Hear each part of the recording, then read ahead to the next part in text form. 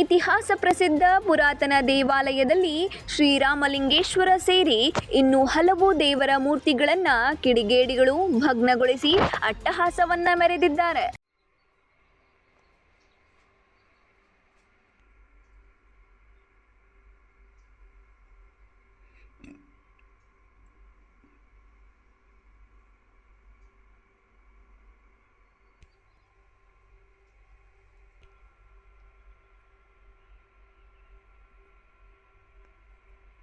ಹೌದು, ಗದಗ ಜಿಲ್ಲೆಯ ಮುಂಡರ್ಗಿ ತಾಲೂಕಿನ ಸಿಂಗಟಾಲೂರು ಗ್ರಾಮದಲ್ಲಿ ಶಾಂತಿ ಕದಡುವ ಕೆಲಸ ನಡೆದಿದೆ.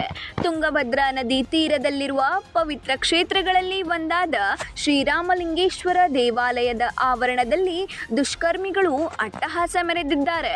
ಶ್ರೀರಾಮಲಿಂಗೇಶ್ವರ, ನಾಗಪ್ಪ ಹಾಗೂ ಹೊನ್ನತೆಮ್ಮ ದೇವಿಯ ಮೂರ್ತಿಗಳನ್ನು ಭಗ್ನಗೊಳಿಸುವ ಮೂಲಕ ಭಕ್ತರ ಧಾರ್ಮಿಕ ಭಾವನೆಗಳಿಗೆ ಧಕ್ಕೆ ತಂದಿದ್ದಾರೆ. ಕಳೆದ ರಾತ್ರಿ ದೇವಾಲಯಕ್ಕೆ ನುಗ್ಗಿದ ದುರುಳರು ದೇವತಾ ಮೂರ್ತಿಗಳನ್ನು ಧ್ವಂಸಗೊಳಿಸಿದ್ದಾರೆ ಎನ್ನಲಾಗಿದೆ. ವಿಷಯ ತಿಳಿಯುತ್ತಿದ್ದಂತೆ ಬೆಳಿಗ್ಗೆ ದೇವಾಲಯಕ್ಕೆ ತೆರಳಿದ ಸ್ಥಳೀಯರು ಹಾಗೂ ಗ್ರಾಮಸ್ಥರು ದುಷ್ಕರ್ಮಿಗಳ ವಿರುದ್ಧ ಆಕ್ರೋಶ ವ್ಯಕ್ತಪಡಿಸಿದ್ದಾರೆ.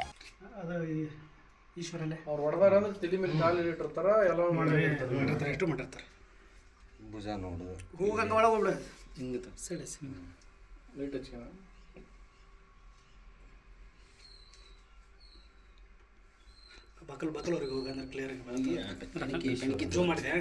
ಓಕೆ, ಕ್ಲಿಯರ್ ಐತೆ, ಮಸ್ತ್ ಕ್ಲಿಯರಿಟಿ.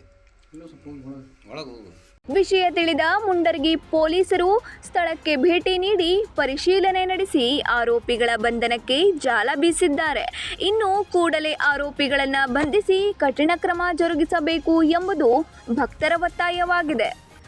ಉಡಚಪ್ಪ ತಿಗರಿ, 9 ಲೈವ್ ನ್ಯೂಸ್, ಗದಗ್.